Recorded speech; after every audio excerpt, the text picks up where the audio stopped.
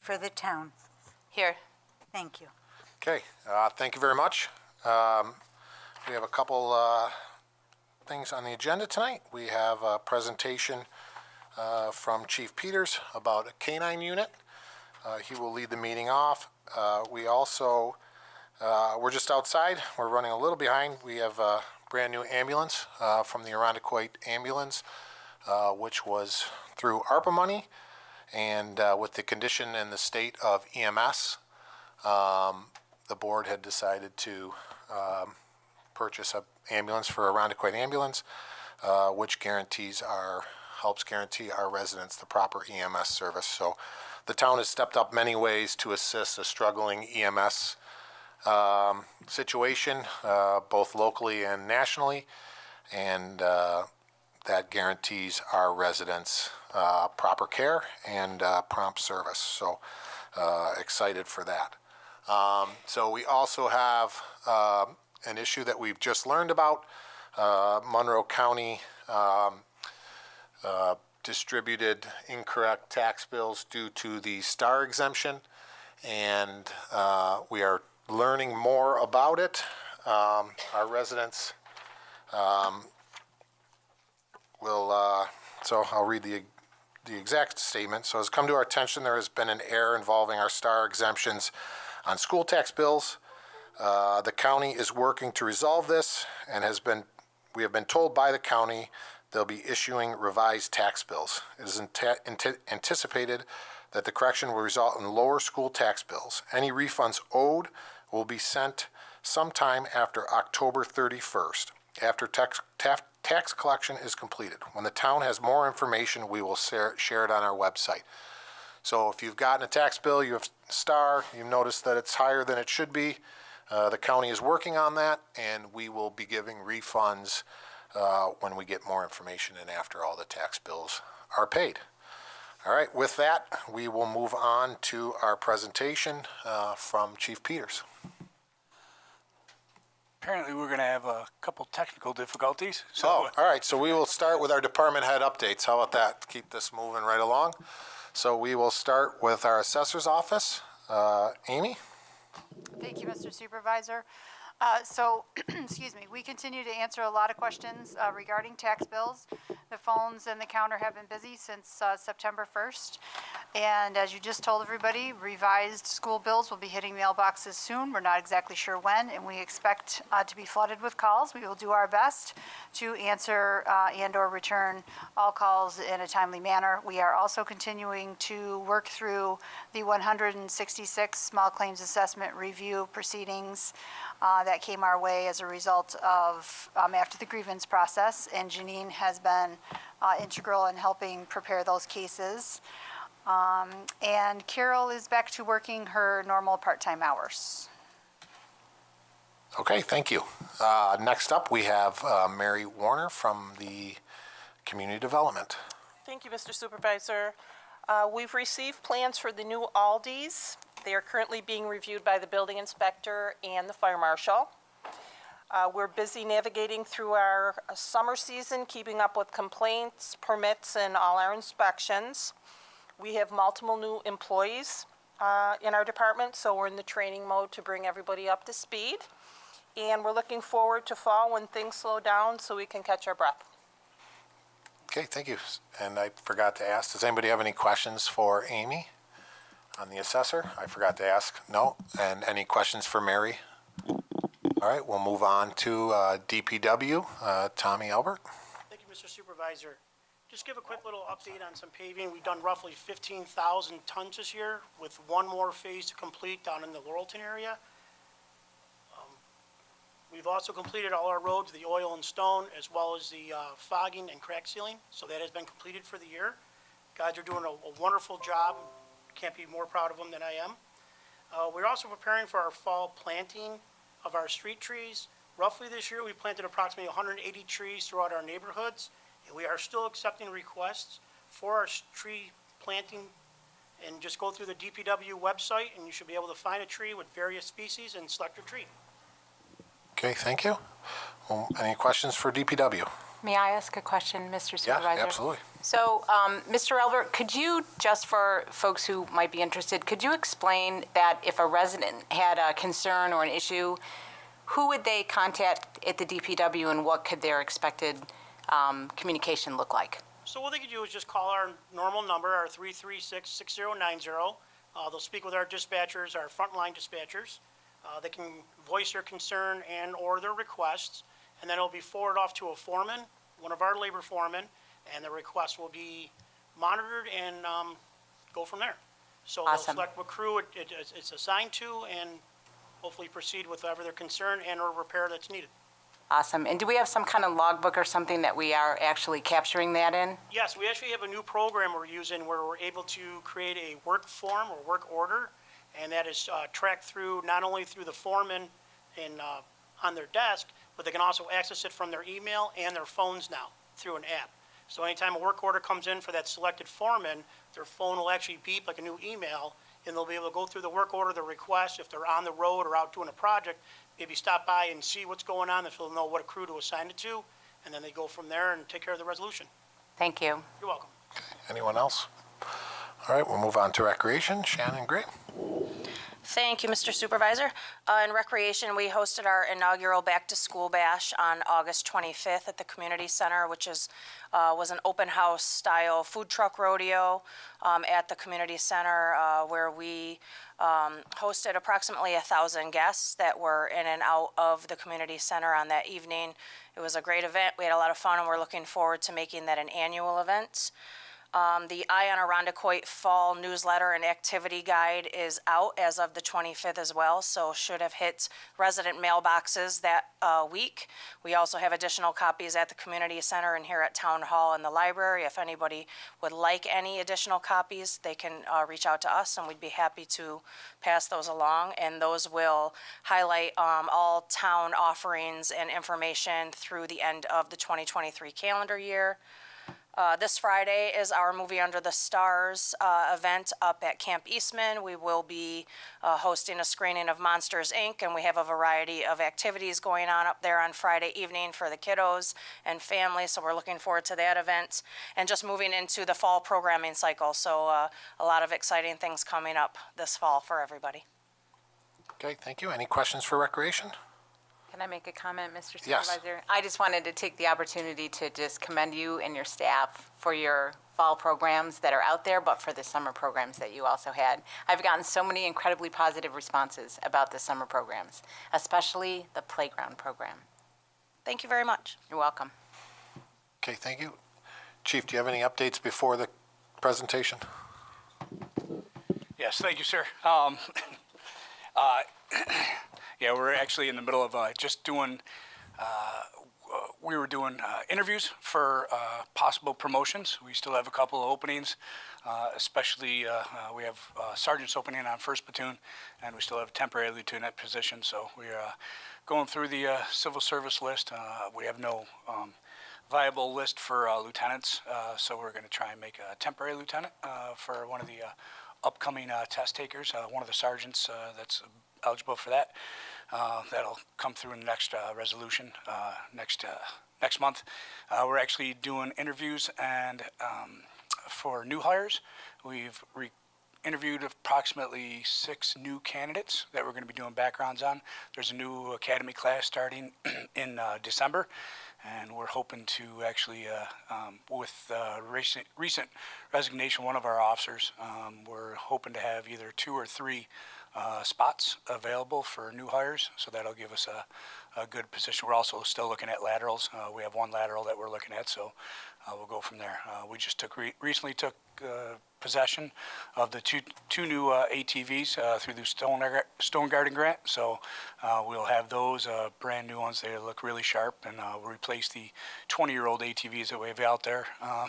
We will be doing another ATV course next month, hopefully, with the New York State Park Police, and that'll get everybody, will increase our numbers of qualified officers. We also just took delivery of our 4, the trail, actually the Blazers. They'll be replacing the investigators' cars that we've been leasing for the last few years, so we'll be able to turn those back in and actually have a town-owned vehicle that'll last us for many, many years. So I think that's about it. Just regular police work going on day to day. Perfect, thank you. Any questions for our chief? Okay, to clerk's office. Thank you, Mr. Supervisor. Right now, we are very busy collecting taxes. We'll be collecting until October 31st. And we will have help from our new seasonal tax person that will be coming on board shortly.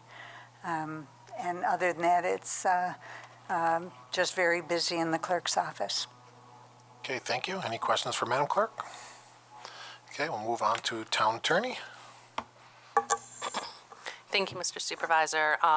As you'll see from the agenda for next week, we're continuing to work through code changes. So there's going to be some updates, particularly this month from the assessor's office. The assessor's worked very hard on this, and I commend her for her efforts despite her busy schedule right now with all the SCAR hearings. So that's what's going on with the legislative update. As for the litigation update, there's a couple claims that are making their way through normal processes. Two that we've been reporting on consistently every month would be the Freeman federal lawsuit. That, as I've previously reported, is going to be heard by the Second Circuit on October 5th. That's down in New York City, so those judges will have an opportunity to weigh in on the dismissal. And then there is the Freeman Notice of Claim as well from September of 2022. And you'll recall that there has been no movement on that whatsoever. After someone files a notice of claim, they have to make themselves available for a deposition type questioning session. And we have asked for that, but the claimant has not yet said that she would do it. So that's where we are there. Okay, thank you. Madam Comptroller, do you want to give it before you're up, or just do it all at once? Do it all at once? All right. So we will have a presentation from Chief Peters about Irondequoit Police and a possible K-9 unit proposal. Thank you, sir. Sorry about the IT problems before. That was my fault. I should have had better prepared. So about that. See if I can make sure I get this to work. There we go. Value statement. Sorry, I'll be walking around here. So, a K-9 unit is an imperative tool to modern-day policing, which helps save lives, apprehend criminals, preserve evidence, deter crime, and bridge the gap between the police and the community. As you know, Irondequoit Police Department used to have a K-9 unit, and that was disbanded for whatever reason. But I think it's been one of these things that it's a valuable tool that's going to just bring dividends to the department and to the town to actually bring the unit back. And I've been looking at it, studying it. We have a couple officers that are quite informed on it, and actually have been doing a lot of research with all the rest of the K-9 units and departments throughout the town. That is, I think it's going to show that it's going to be a viable tool for the town actually to go forward and actually bring that available resource back. Canines versus humans, if you take a look over here, dogs are considered the most effective detectors with $19 million spent. Research, development, no machine or technological advancement has proven more efficient than a dog's scent detecting abilities. They have over 300 million scent receptors compared to humans. In layman's perspective, you can see that people smell an apple pie. The dogs can smell every type of ingredient that's actually in the pie. So that's why they're so effective at actually locating humans, locating drugs, locating nitrates, or anything that's used to make a bomb or a propellant or anything would be used in a gun. That's why they're so effective. What can a canine do? Obviously, other than just the regular general patrol work, you can see that it also does tracking. If we need to find vulnerable adults that have wandered away, we can actually use them to actually track them on the scent. We can also use them to track criminals that are evading arrest. Detection of what I would like to do is actually get our dogs certified as nitrate training dogs. That actually is, especially with the amount of violent crimes and the amount of gun crimes that we actually have throughout society, it would be better spent than, I think, training our officers and our dogs in drug detection. We have other departments that have those capabilities, and plus also, once the dog is actually certified for that, the amount of grant monies from the federal government opens up. There's a lot of money that's available for that. Apprehension, search and rescue, obviously we have a lot of wooded spaces in the town that obviously if we need to actually do any type of search, the dogs would be able to help with that. Protection comes with the dog. Deterrent, biggest thing that we see right down here, and I have it highlighted, community engagement and community comfort. These dogs are going to be at many, many functions throughout the town. The dogs are obviously a working dog, but they're not going to be like a traditional guard dog. So these dogs will be very friendly. They will be able to be pet. They'll be able to engage with the community all throughout at any type of our town events. Anytime you see them out in public, as long as they're not working, these dogs will be so-called person friendly. So that's the main reason behind them right there is the community engagement that we'll have here. Where could a canine be utilized in Irondequoit? Kind of give a list right here. National Night Out, Memorial Day Parade, Farmers Market, Winterfest. Oh, sorry about that. Touch screens. I'll have to go through and do it old school now.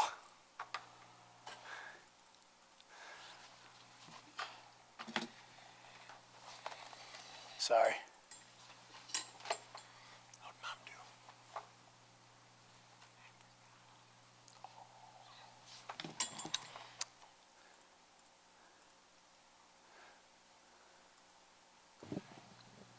All right. Well, as you can see, obviously all the rest of the town functions that we have that we'll be able to utilize. Most of the times when you see any of the canine units here, they're usually from Monroe County Sheriff's Office. There's no reason why we should not be able to have our own resource here to be able to sit there and take care of what the town needs.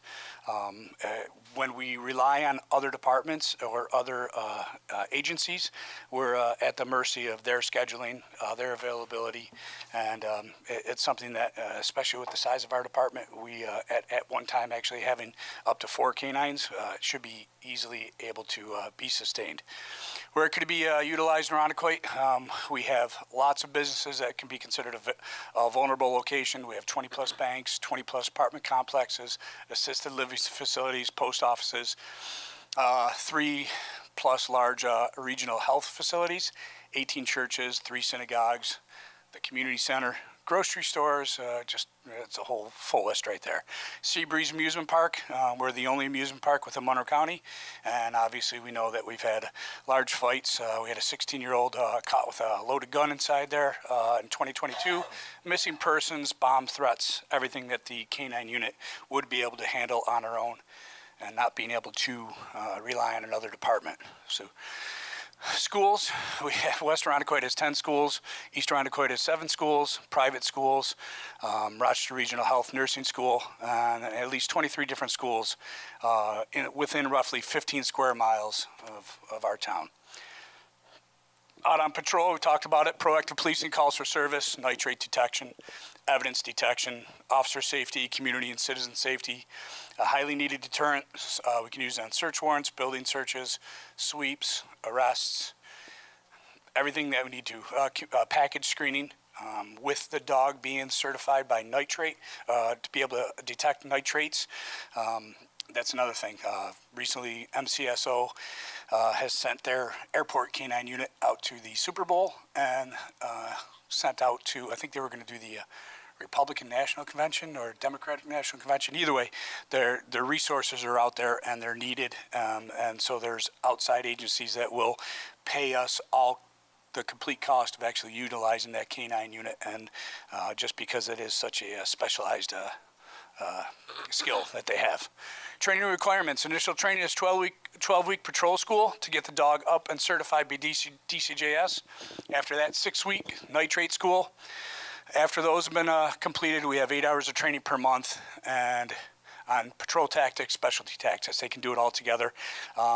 What usually happens is when the training day comes out, we have K-9 units from as far away as Erie County. Everybody gets together and actually trains, and it's a small community, so everybody's pretty much supports each other, and you'll have, like I said, everything from state police to local police to city police all together doing all the training. So it's not something that we would actually have to foot the bill for to do that. MCSO has already promised that in the fall they're actually doing selection process for their K-9 units. They have actually reserved a couple spots for us just in anticipation of this. In the spring, we would actually purchase our K-9s, and we already have our selection. We'd purchase that, and then in the springtime there's going to be a DCJS certified K-9 school. We've already been promised 2 spots at that school right there too, so between New York State Police and the Monroe County Sheriff's Office, they would be doing all of the training and certification for our dogs. Equipment. Here's the list of the equipment. It's a rough number. It's pretty close, but it just kind of shows you exactly what we would do if we were doing ground up, if we were going to actually needing to buy a vehicle and buying all the equipment. Right now you're looking at about $60,000, but that includes the price of a brand new vehicle also inside there. So if we actually were able to reuse a car that we already have, you can actually take off this $46,000 price tag, and it's about $14,000 to $15,000. There is also one other cost for that. It's a federal mandate that the canine handlers one that they actually have to be given almost like a daily stipend for taking care of the dog. It's just like, having your own dog, having to, feed them, bathe them, exercise them, everything else that normally comes out. It all depends. That's all up for negotiation with the unions. But I think right now, between like Monroe County Sheriff's Office and like RPD, I think that adds into about another $2,000 to $3,000 a year for the canine handlers, just because of the wear and tear and what it takes to actually have an extra animal at their houses right there.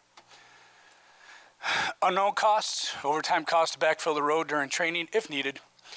Food costs after the 6-month donation. So we have a lot of donations that people are looking to donate to us, and a lot of places, they're going to say, hey, for the first 6 months, all depend on the size of the dog, we'll give you the food for free. We have one retired Irondequoit police officer who has a security business, and he has already promised us a $16,000 grant to buy 1 or 2 dogs that he would just make a donation to the town. Emergency vets, if needed. Obviously, we have a lot of our own facilities, and we have our own animal control officer. We have kennels right here, so if we need to actually have an emergency kennel situation, we can keep the dogs right here. We can actually, I'm sure there'll be lots of volunteers as far as police officers and looking to feed and walk the dogs and all that stuff. Handler compensation, federal law, that's what we talked about just before. Dog crate if needed at handler's home. Fuel costs for take-home patrol vehicle, that would all be part of the whole selection process. I would like to actually choose an officer that's either in town or very geographically close located to town, so that in the case that these needed an emergency, they can actually have a quick response right through there. That will be part of the selection process, and actually most departments actually make that as one of the selection criterias. And additional training aids or gear. It depends on everything that comes forward from there. Grants, told you before, New York State Division of Homeland Security, Explosive Detection K-9 Team Grant, up to $50,000 a year. Explosive Detection K-9 Team, Sustainability Grant, $15,000 a year. So like I said, that all is, like I said, that's all for dogs that are actually nitrate trained. So it just makes a it's financially smart to be able to go towards actually have a dog that's nitrate trained. And as you can see, anybody can be a canine officer. I want to say anybody. I say it doesn't matter as far as like gender or anything else. It's all in the temperament and the mentality of actually the handler. So that's why the selection process for canine handlers is pretty extensive, including home visits to make sure that the homes are actually conducive to actually having a canine unit, and they actually have, if they have any pets at home, there's not going to be any fights or anything like that. But obviously, that dog's going to be coming home with the handler each day. So whether or not their partner is going to be able to have, want to have another or an animal or another animal inside the house. And like I said, some of the best canine handlers that we have in the country are females. So like I said, it's going to be open up to the whole department. So it doesn't take any huge, serious strength to be a canine handler, but you have to have stamina, because where the dog goes, you have to go. If that dog wants to jump over a fence, you have to climb over the fence. You have to actually lift up that dog. You actually have to do everything that the dog does, because you can't just let the dog go. You are responsible for that dog. You're responsible for all that dog's actions. So you have to be very responsible. That's why our selection process is so extensive. So I apologize. Hopefully that's 15 minutes. Try to go fast as possible. And there you go. If I have any questions. Okay, any questions? Yes. Question. So, Chief, if our dog's nitrate certified and some of the other dogs at partnering agencies are drug certified, is there an opportunity to swap or exchange or broaden our services in that way? Well, so if we have a dog working and somebody's actually looking for a dog, yeah, absolutely. So if the town of Penfield had something going on, or the town of Webster, is there a dog available, our officers could actually go over there and help at a time. Same thing, if we have something right now, if we're looking for a canine, we have an open door to a business and we'd like to actually have a canine go in there and do the track first, yeah, we'll wait for the canine and do that stuff. So yeah, that's the beauty of it. We help each agency out, no matter what. Are there other drug certified canines around? Oh yeah, there's I don't have the exact numbers, but I think it's probably about 60-40% between nitrate trained and drug trained dogs. Awesome. Thank you. The drug trained dog is going. I'm sorry? The drug trained dog is becoming less, correct? You know what? Some of the departments, I mean, at one point, RPD had 10 canine units. So with budget cuts, I would think that it just more fiscally responsible to have that. And I mean, with more of the legalization of drugs and a lot of times actually doing detection work, it really isn't, needed, I guess, at that point. What's the time frame you're looking to implement something like this? Well, obviously, I had put, with our budget talks last week, I had put the numbers into my my hopeful budget for next year. If I get the okay, then I can actually start to do the selection process for the officers. We'll select the officers here this fall, and then with them, I'm going to have them. They're going to write our general order, and we're going to actually start to put our general orders together, and so that we can make sure that we're all, we're including everything. We'll obviously have a lot of help from other departments to be able to put together a comprehensive general order for it. At that time, then we would, after the budget season starts, we would probably purchase the dog in January, February time, just to be able to get the officers and the handlers. They can have some time to actually get used to each other. So the dogs will come from overseas. It could be Czechoslovakia, could be Hungary, anywhere that they have a lot of. They use canines a lot over in Europe. So the dog will come over here. The dog will be about 2 to 3 years old at the time. So the dog will be actually fully trained. And there's a little, like I said, transition time with the handlers so that we can get them comfortable with each other before the school starts. And then we also know that we actually have a good police dog that's actually going to work for us. One that's not going to be too aggressive, one that's not going to be too laissez-faire, something that's going to be, a good mix of dogs around there. And most handlers that you work with kind of give you a guarantee, and if the dog doesn't work out, they'll take it back and replace the dog, that way. So hopefully in the springtime, the officers would actually go through that school, get certified, and then hopefully by the summertime that we would actually have a fully functioning canine unit right there. Okay, any more questions? Okay, thanks, Chief Peters. Thank you. Okay, we'll now move on to review agenda items for the September 19th meeting. We'll start with a financial report. Thank you, Mr. Supervisor. First of all, updates for the Comptroller's Office. Our two major projects that we're working on right now is our financial system transition, which is still expected to go live October 1st. And secondly, the budget. We've started the budget process. I've left copies of the budget schedule for each of the board members for the workshops and the public hearing dates and the dates moving forward. Okay, so on to the financial report. The August 31st financial results for the town. Total expenses are $27,425,000, or 63% of budget, which is on par with the 66.7% of the year that has elapsed. Total expenses break down as follows. Actual expenses, $24,069,000, and encumbrances, $3,355,000. The encumbrances are 7.7% of budget as departments continue to commit to services and supplies for the remainder of the year. General fund expenses are favorable to budget at 62.6%, or $17,206,000. The split here is actual expenditures, $15,569,000, and encumbered expenses, $1,637,000. Incorporated within the general fund encumbrances are legal fees, 2023 projected but unexpended energy costs of the general fund street lighting account, EMS services, installment debt for equipment leased by the solid waste and parks departments, and other contracted expenses throughout the town. Jointly, the highway fund's expenses are greater than the percent of the year that has elapsed at 74.7%, or $4,886,000. These costs are traditionally driven by salt, gas, roadwork and paving services, and materials such as oil and stoning and asphalt. Highway 1 is currently realizing sizable roadwork and paving expenditures as well as paving material encumbrances.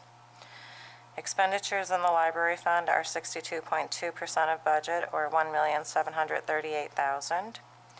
Sewer fund expenses of $2,316,000 equate to 52.7% of budget. Expenses in the stormwater drainage total $427,000, or 45.4% of budget. We continue to emphasize that the expenses excluding encumbrances for the town as well as the three major funds are less than the percent of the year that has elapsed. 66.7% of the year has elapsed, and the expenditures percentage exclusive of encumbrances for the town is 55.3%. The general fund is 56.7%, sewer fund is 48.2%, and the collective highway funds 55.3%. Total general fund revenue is $20,327,000, representing 77% of budget. Real estate taxes of $12,007,000 have been collected. Payments in lieu of tax equal 97.7% of budget at $252,000, with an additional $25,000 due in September. 5 months of sales tax of $2,775,000, or 48.7% of budget, has been received. Other major revenue items such as aid and incentives for municipalities, franchise cable TV revenue, and the remaining 3/4 of mortgage tax are not yet due. Regarding the entire town, $33,431,000, or 79% of revenue and appropriated fund balance have been received to date. At the end of August, the library has received $2,770,000, or 99.1% of its budgeted revenue. 67.3%, or $4,394,000, is in for the highway funds. Revenue received for the sewer funds is $4,252,000, or 97.5% of budget. Stormwater drainage has recorded $883,000, or 99.5% of budget. In addition, American Rescue funds of $22,455,000 have been received. The use of this funding is restricted for the response to and relief of COVID-19. This funding must be allocated to projects no later than December 31st, 2024, and expended by December 31st, 2026. Approximately $18,419,000, or 82%, has been allocated to projects, and $8,123,000, or 36%, has been expended to date. This concludes the financial report for the month of August 2023. Thank you, Madam Comptroller. Does anyone have any questions, comments? Okay, we'll now move on to minutes. The approval of minutes would be August 8th, the workshop meeting, and August 15th, the regular town board meeting. Okay, does anyone have any questions or comments? Okay, we'll move on to items for board action at the September 19th meeting. We will start with appointments. And go ahead. The first one is the appointment of a recreation leader in the Recreation Department. Okay. You guys are arguing over the microphone back there. Who's going to do it? Yes, we'll Jason? hold it. Okay. Thank you. So we did post for a recreation leader vacancy. It's been posted for some time. Shannon hired somebody temporary, and that person has accepted this position permanently, but this will be provisional. So he will need to take the civil service exam, which is coming up very, very soon. Okay, Shannon, anything you'd like to add? Yes, thank you. Adam Mendez came to us in June. As Jason mentioned, we hired him in a temporary role, and he just jumped in head first. He was a wonderful asset to the team all summer long, especially with our school-age youth as well as our seniors, many of them requesting him by name when they come into the community center at this point. And he's been a great addition to our family, so I'm happy to nominate him in a more permanent role with the recreation team. Okay, thank you. Any questions or comments? Okay, next item. The second one is the appointment of an office account clerk in the Comptroller's office. Similarly, we posted this position after canvassing the civil service lists, which didn't bear any results. So from the posting, we selected several people to interview, and the department recommends Cody Dismang. And Comptroller Marsh could speak to that. Cody would have to take the civil service exam. It would be provisional. We interviewed 5 candidates for this position. They were all very qualified. I'm happy to recommend Cody Dismang for this position. He comes with computer experience. This is an entry-level account clerk within the Comptroller's Department, but it will be backfilling the account clerk position that was vacated in the Department of Public Works. Okay, thank you. And this is part of kind of centralizing that department, correct? Okay. Anybody have any questions or comments? Awesome. So this individual will sit in your universe. I'm sorry? Your mic's off. I'm sorry. I said it's really awesome you found this hire, so this person will sit in your universe upstairs. Correct. Awesome. That's great. Thank you. Okay, anyone else? All right, next item. The next item is the permanent appointment of a senior automotive mechanic in Public Works. Okay, Jason? Yes, due to a promotion, we promoted our senior auto mechanic to auto mechanic foreman this past year. So we did post for the vacancy. We received some good candidates. The blue collar contract requires that the individual be a town resident, so we did select those for interview, and the committee recommends Mark Lamberson to this position. It's non-competitive, so there is no civil service exam. Okay, thank you. Anyone have any questions or comments? Okay, next item. Appointment of a permanent police sergeant in the Irondequoit Police Department. Okay, Chief? Absolutely, sir. As I said before, we do have an opening still on midnights. We haven't had a sergeant there in quite a while, and then with the retirement of Lieutenant Kenny Gordon, we've had another opening open up. So at this point, I wanted to try and make one of the officers left on the list until the new list is actually certified. Okay, thank you. Anyone have any questions or comments? Okay, next item. There are several under assessor. The first one is calling for a public hearing on a proposed change to local law authorizing a partial real property tax exemption for seniors.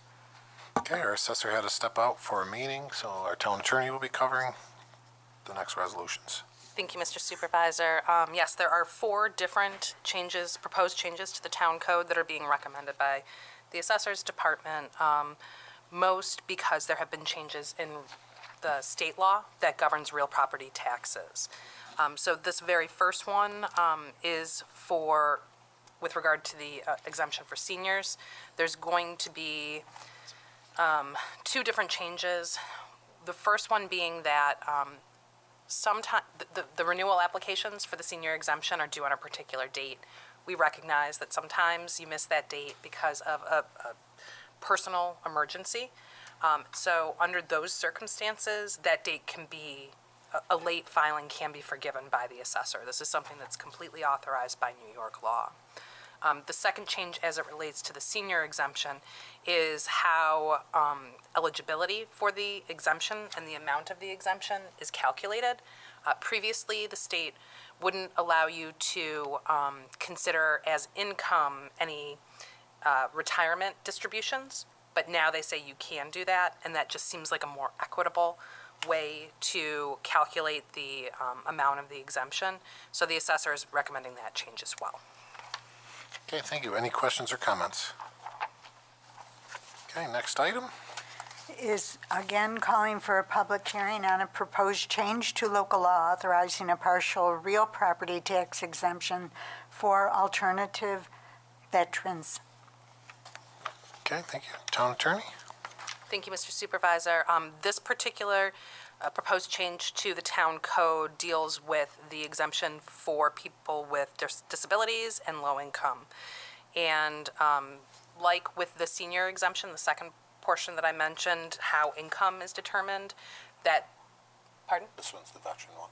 Oh, I'm sorry. My okay. apologies. Right. The veteran. I can roll into that one. Perfect. Amy left me notes. The assessor left me notes very kindly. Okay, so with the alternative veteran resolution, this resolution, if approved, would update the maximum allowable exemption up to the state maximum for municipalities. So the county has already adopted these new maximums, and this would bring the town in line with that.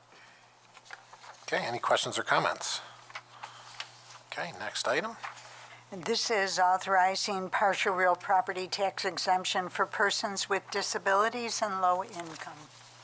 Excellent. So thank you, Madam Clerk. This is, as I began to explain earlier, going to be adopting the same definition of income as for the seniors. So retirement distributions would be considered for income and determining the amount of the exemption for disability and low income. Okay, any questions or comments? Okay, next item. And this is a proposed local law authorizing extension of the real property tax exemption for volunteer firefighters and property tax exemption for volunteer firefighters and volunteer ambulance workers under certain circumstances. Okay, town attorney? Thank you, Mr. Supervisor. Okay, so previous to this year, the state had, every county had their own section of the real property tax law for this particular exemption. The state has decided to consolidate them into one, so we'll be making this administrative change with this proposed amendment to the code. And then beyond that, the proposed changes that are advocated by the or proposed by the assessor would allow surviving spouses to continue receiving this benefit under certain circumstances. So. Okay, any questions or comments? Okay, next item. Okay, under community development, declaring certain equipment surplus property. Okay, Mary? Thank you, Mr. Supervisor. This resolution would allow the auction of one of the fire marshal vehicles that is old and in disrepair. The proceeds would be used to help purchase another vehicle for its replacement. Okay, thank you. Any questions or comments? Okay, next item. authorizing 2023 tax levies. Okay, Mary? Thank you. This resolution authorizes the town to be reimbursed in the amount of $72,288.50 for work performed to correct violations by assessing and levying the expenses against the property taxes. This would include grass cuttings, refuse removal, securing properties. Okay, thank you. Any questions or comments? A quick question. Mary, we usually get a list of those. Is that anything that we can see? The attachment to this? I don't have one, sorry. It references an attached spreadsheet, but the spreadsheet's not there. Oh, I have a copy of it here. I can bring it up if you want to. Sure. Thank you. Okay, thank you. Councilwoman Romeo, if I may, I have seen the attachment. I'm just not certain it made it into the materials. Okay. So we can be certain that That it's does been get reviewed. distributed. Okay, thank you. Yes, you're welcome. All right, we have Thank a you. walk-in resolution regarding seeker for Seneca Road. Madam Clerk, can you read that one? Or did you see it? Sorry to throw you off. That is all right.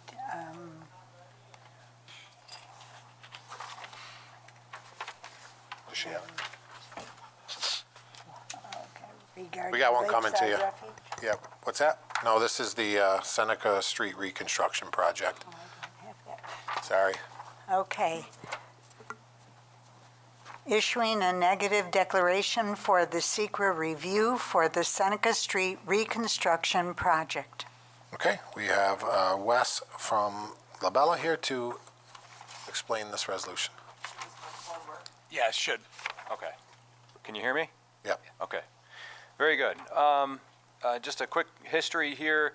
Back in 2021, the town board classified a project as a type 2 action under seeker. So there are different types of actions. You have type 1, type 2, and unlisted. So in resolution number 2021-256, passed on October 19th, 2021, the town board authorized a capital improvement program through the years 2022 through 2027, which in part classified the 2024 DPW road paving and improvements project as a type 2 action. Meaning, and the type 2 action means that the state has predetermined that anything on the type 2 list is not going to have a significant impact, adverse impact on the environment. So, and the reason why the classification was made is that at that time, it was thought that the Seneca Road reconstruction project would include only the following: repaving of existing highways, not involving the addition of new travel lanes, and number 2, street openings for the purpose of repair and maintenance of existing utility facilities. So, since that time, we've come to understand that the Seneca Road reconstruction project involves more than simple repaving and street openings for maintaining existing utilities. So the project has evolved to also to include other things such as a new stormwater sewer system, as well as approximately 78 cubic yards of medium stone fill or riprap, just below the ordinary high water level mark to a 200-foot segment of Seneca Road within the bay, Irondequoit Bay. Also a temporary turbidity curtain, replacement of corrugated guide rail with new box beam guide rail, and removal of existing asphalt and subsurface base, installation of new subbase, new curbing, and then new asphalt. So because the project has evolved, that means that the classification, really we don't want to rely on that type 2 classification. And for that reason, we've offered here in this draft resolution that the town board consider classifying this as an unlisted action, which requires at a minimum a short environmental assessment form. So on your behalf and for your consideration, Labella has prepared a short environmental assessment form, parts 1, 2, and 3, and it would be up to the town board to make a determination of significance.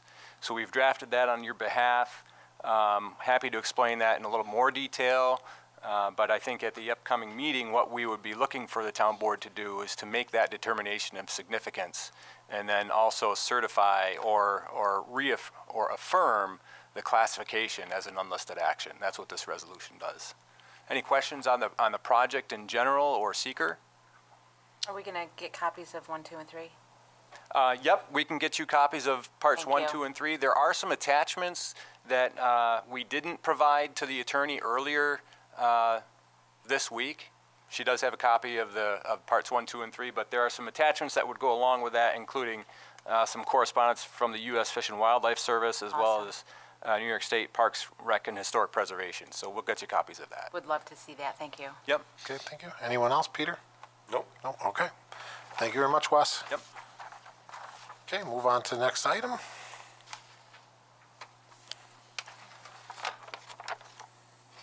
police, we have authorizing attendance at the 23rd annual session of the Great Lakes Leadership Seminar, Law Enforcement Executive Training, put on by the FBI.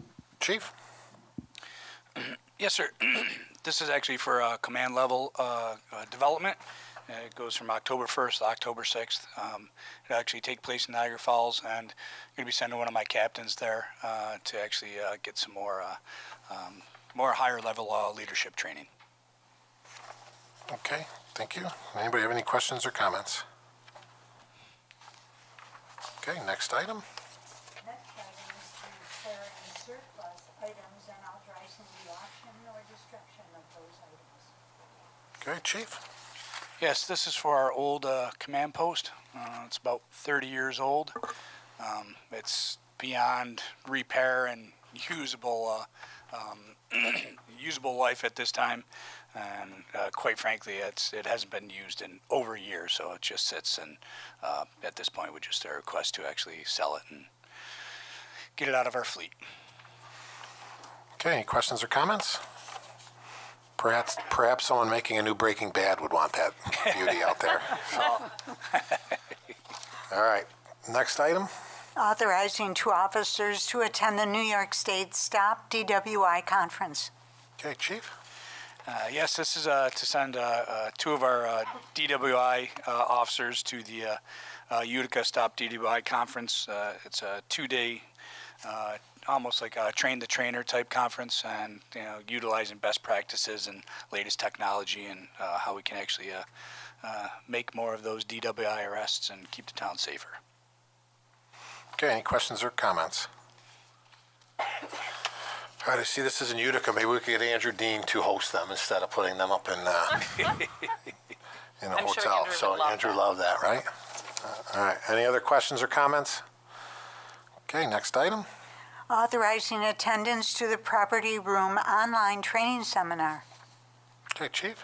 Yes, this is for, this will actually be for Officer Lawton. It's going to be an online course.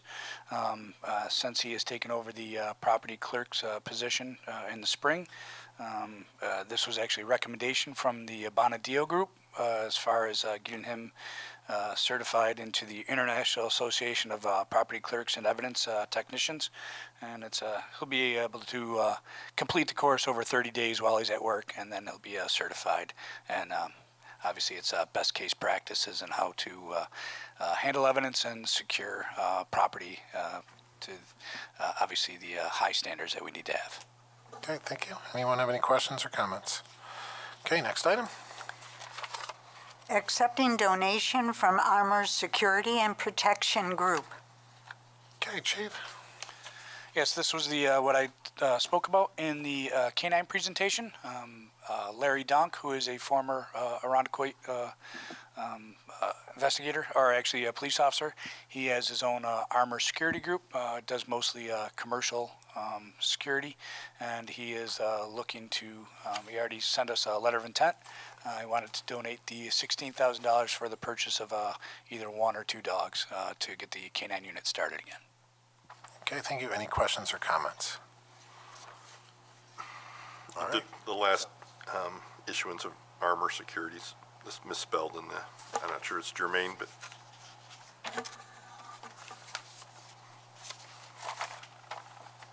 All right. We will make those corrections and move on to the next item. Next item are under the Department of Public Works, authorizing the supervisor to sign an easement agreement with Monroe County Water Authority. Okay, Mr. Albert? Thank you, Mr. Supervisor. This would allow you to sign an agreement to replace and for the Water Authority to maintain a much-needed replacement of a new water main that will extend from Titus Avenue to roughly 257 Kings Highway North. They'll be going through the property at 117 Kings Highway North. Okay, any questions or comments? Okay, next item. Regarding permanent easement agreement on Huntington Hills. Okay, Mr. Albert? Thank you, Mr. Supervisor. This will allow us to have a permanent easement, for some much-needed work, some slope stabilization, as you'll see in a future resolution, to allow us to access that entire area on Huntington Hills, center entrance. Okay, thank you. Any questions or comments? Okay, next item. Authorizing the supervisor to enter into a contract for generator maintenance and repair services at various town facilities. Okay, Mr. Albert? Thank you, Mr. Supervisor. This is a RFP that went out to request maintenance on all our generators, not only for our backup facilities, but also for our vehicle generators. We have roughly around 23 generators here in town. Okay, thank you. Any questions or comments? Okay, looks like we have Recreation has 2 walk-ups. Do you have those available? Are they in the packet? Recreation. Are they're where? End of the packet? Sorry, Barb, I'm going out of order here. So, Well, there is one more for DPW? All right, go ahead. It's concerning the award of bid for Huntington Hills Center Entrance Slope Stabilization Project. Thank you. This would allow us to proceed with a request to stabilize the center entrance of Huntington Hills Center entrance. Bids went out and were approved. Okay, thank you. Any questions or comments? Quick question. Mr. Albert, could you tell us what the plan is for that stabilization project? So what the plan is that there's a few houses as you go down center entrance on Huntington Hills to help restabilize the hill to make it obviously safer for not only for us plowing, but also for the residents to travel back and forth to their houses. Are they using the core anchoring like we did on Kings Highway or mesh I believe cover? so, yes, The core anchoring. yes. Thank you. Welcome. Okay, thank you. Okay, Madam Clerk, next item. Under Supervisor, authorizing the supervisor to enter into a memorandum of understanding with the Irondequoit Art Club. Okay, this agreement goes to work with the art club to supply various art classes and other amenities to the town, and the town will in return supply some space for the art club to conduct those classes and some art shows. So, anyone have any questions or comments regarding those? Okay, next item. Under Town Clerk, approving the special event license for the annual Run Like Hell 5K race. Okay, Madam Clerk. And that is an event that has happened annually. It's very well attended. All the approvals are in. Okay, anyone have any questions or comments? Okay, next item. Well, I have recreation walk-ins. Okay. So the first one is authorizing contract with referees for Fall 2023 Women's Soccer League. Okay, Director of Recreation. Thank you, Mr. Supervisor. This resolution will allow us to move forward with our officials for the Women's Fall Soccer League that starts this month. Okay, any questions or comments? Is this a new league or same? Same league, we do a spring and a fall session. Okay. All right, next item. The second one is authorizing the supervisor to enter into a contract for screen rental for 2023 Movies Under the Stars. Okay, Shannon. Thank you. And this resolution will allow us to move forward with the screen and subsequent equipment necessary to offer our drive-in movies under the Stars series later this month and moving into October as well. Okay, thank you. Any questions or comments? Okay, last item. Well, I have public hearing regarding establishing the Lakeside Refuge District. Okay, Town Attorney. Thank you, Mr. Supervisor. You all may recall that in the spring, there was a lot of activity around collecting petitions to establish refuge districts. One of the proposed districts came through with enough support as measured by the percentage of assessed real property within the town signing the petition, and that's the Lakeside Refuge District. So this particular resolution would call for a public hearing that would be at a special meeting. At this point, we don't have the exact amount of money that the annual fees that would be charged with this refuge district. We have a range, $250 to $300 with a maximum of $375. The exact amount will be determined after it's put out to bid, which we expect will happen very shortly, and we'll have that final number before the public hearing on the 27th. Okay, thank you. And that public hearing is just regarding this particular neighborhood, correct? Yes, that's exactly right. It's just the houses that we're proposing to be in the Lakeside Refuge District, not all the districts, and it's certainly not town-wide. Okay. Thank you. Anyone have questions or comments? I have a question, please. So when I'm looking at this, this is the first time I've seen this, but I'm looking at this and I'm looking at a 57.24%, and I'm thinking, wow. So that's telling me almost half the people in that district did not want to have this. How are we notifying all the people in this district that there's a public hearing, that they need to have a voice at the table? So certainly it will be published as required under normal law. We could go further and send individual mailings. I would ask if the supervisor thinks it's worthy, and if we have money in our budget, that we let these folks know. My fear is that someone came to my door, knocked at my door. I said, no, I didn't want this. I probably didn't think about it again. A lot of time has lapsed. I might not even realize there's a public hearing, and I might get pushed into something I really didn't want. A 57% is a pretty slim margin. So we will get the notifications out. I will also ask, that particular neighborhood has a pretty strong Facebook page, so possibly they can put that out as well. They're not required to, but if they want to do it properly, it would be great for them to do that. So Awesome. we could do that. And I think the number, if the paperwork I'm reading it correctly, is 86 households that the Lakeside District would.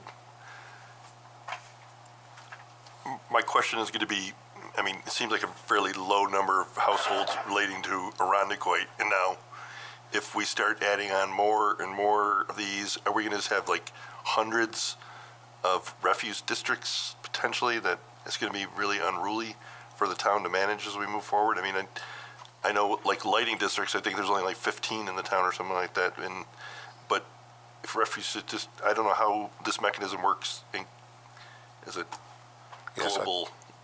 Yeah, so I think Pittsburgh started off with 3 or 4. They're up to 9 to 12, I think, around that they're range, close right? to 12 now. And 12, so, yeah, yes, so Peter, that could happen. I mean, we could have little sporadic things popping up all over. So I think something else that we have to really think about and consider is there were multiple areas that went out with petitions, and all of them came back with a negative response except for this one. And this one is a very fine, Right. positive response. And I think we have to think about that. We need to hear from our residents about that and see how they're feeling. I mean, judging by, my refuse bill, I mean, it does seem like there's some discount for these people. Oh, for sure. But are there any administrative costs that the town entails that pass on, or that's no, there's not. So, and within this bid, or within this package, if the bid comes back where it's not a savings, then that disqualifies the district, right? So if a bunch of bids went out monthly price is going to be on average higher than what most of the districts are paying, there's a trigger in there that this is only set up for them if they're going to save a certain amount of money per year for the district. Is that answering your question at all or no? Yeah, sort of. I mean, yes, it answers my question. Yeah. But then I haven't, because like these refuse bills seem to like change a lot yearly, and it's hard, I mean, one year, mine's $350 and next $500. Yeah. And you don't really know how these things are going to change, and then I don't. It's So they would be under contract, so that price would be within the contract. So if it was a 3-year contract, they would see that out, and they can't change within that contract. Once that contract's up, whether it's 1 year or 5 year, 3 year, it goes out to bid, and you go right back to the same process. There's an out clause there if those prices were to go up so high that it wouldn't make sense for the district. But the contract itself would determine the prices, which I assume you don't have a 3-year contract with your waste hauler to secure those prices. I did. You did? A couple of years. I think I won a while. Okay. Yeah. All right. And who's in charge? Who is the town is in charge of like going out to bid every year then? Well, it depends how long the contract is, but the town, we're responsible as a town to go out for bid. Who at the town, I guess, like, what department?